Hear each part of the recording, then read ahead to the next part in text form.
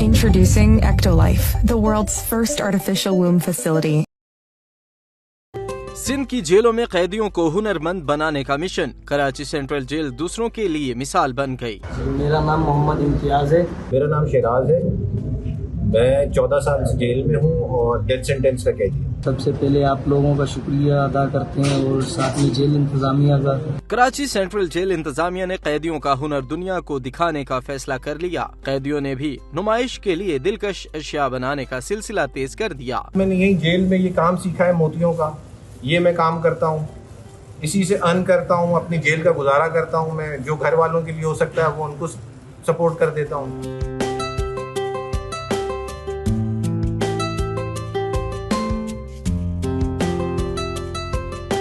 कहते हैं हुनर सीखने के बाद बाहर जाकर काम करने में आसानी होगी। अभी क्लासेस दी हैं, ये सामान दिया है हमें, ये फाइन आर्ट दिए हैं, काम सिखाते हैं। उससे ये होता है कि वो इंसान अपना माजी जो है ना पीछे छोड़ता जाता है।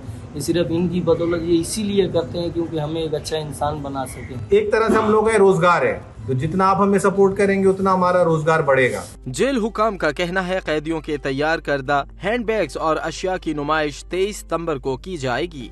जेल इंतजामिया जो एग्जीबिशन हमारे लिए ऑर्गेनाइज कर रही है उससे हमारे काम में इजाफा होगा, हमें रोजगार हमारा बढ़ेगा, हमारी अर्निंग बढ़ेगी। इसमें सर हमारी रिक्वेस्ट है आपसे, तमाम ये हाजरीन जो देख रहे हैं इस टाइम पे, उनसे ये हमारी रिक्वेस्ट है, दरख्वास्त है कि हमारा सामान आप देखें, इसको पसंद करें, ज़्यादा से ज़्यादा खरीदारी करें। एग्जीबिशन में जाएं आप लोग, ज़्यादा से ज़्यादा प्रोडक्ट्स खरीदें। अगर वहाँ पे आपको कुछ समझ नहीं आता आप हमें ऑर्डर दें।